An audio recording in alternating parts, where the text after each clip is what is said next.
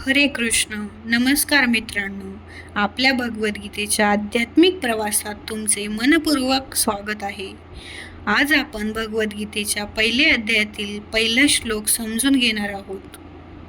हा अध्याय अर्जुन विषय अध्याय म्हणजेच अर्जुनाच्या मनातील दुःख, संभ्रम आणि मानसिक संघर्षाचा अध्याय आहे.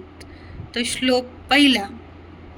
धर्मक्षेत्र कुरुक्षेत्र समवेता युत्सव मामकं पांडवश्चय किम कुर्वत संजय. भगवद्गीतेची सुरुवात भगवान श्रीकृष्णाच्या शब्दांनी नाही, तर अर्जुनाच्या शब्दांनी नाही, तर धृतराष्ट्राच्या प्रश्नाने होते. आणि या एक प्रश्नात मानवी स्वभावाचे खूप मोठे रहस्य लपलेले आहे. श्लोक पुन्हा ऐकूया. धर्मक्षेत्र कुरुक्षेत्र समवेता युत्सव मामकं पांडवश्चय किम कुर्वत संजय. याचा अर्थ, हे संजया, धर्मभूमी कुरुक्षेत्रात युद्धासाठी जमलेल्या माझ्या पुत्रांनी आणि पांडवांनी काय केले? आता मित्रांनो, हा फक्त साधा प्रश्न नाही. या प्रश्नामागे धृतराष्ट्राची मानसिक अवस्था दिसते. धृतराष्ट्र जन्माने अंध होता, पण भगवद्गीता आपल्याला दाखवते की तो फक्त डोळ्यांनीच अंध नव्हता, तर मोहानेही अंध झाला होता. त्याला सत्य माहिती होते. त्याला माहिती होते की त्याचे पुत्र अन्यायाच्या बाजूने आहेत, पण पित्याच्या मोहामुळे तो सत्य स्वीकारू शकत नव्हता. श्लोकातील एक शब्द खूप महत्त्वाचा आहे, मामकम, म्हणजेच माझे पुत्र. धृतराष्ट्र कधीही म्हणत नव्हता आपले मुले, तो फक्त म्हणत होता माझी मुले. आणि पांडवाची येथे त्याने भेद केला होता.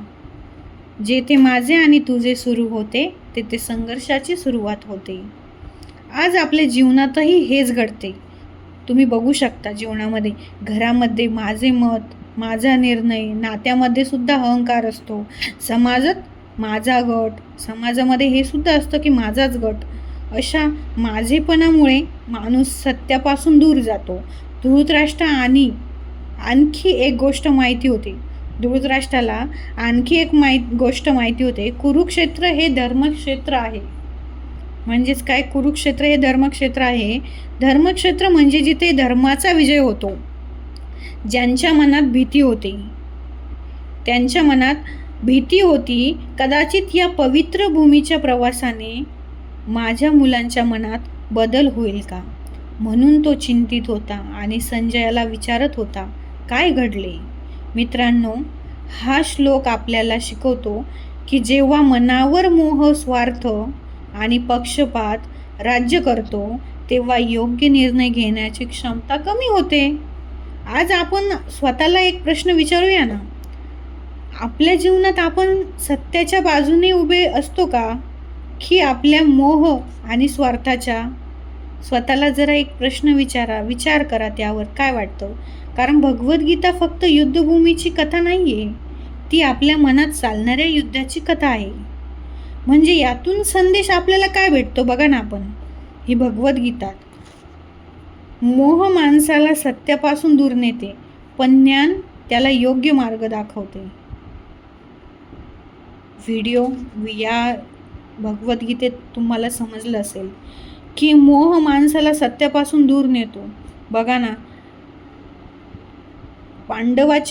पांडव पुत्र हे योग्य होते, तरी सुद्धा त्यांना लढावं लागलं.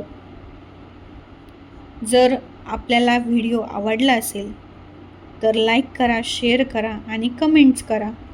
हरे कृष्ण.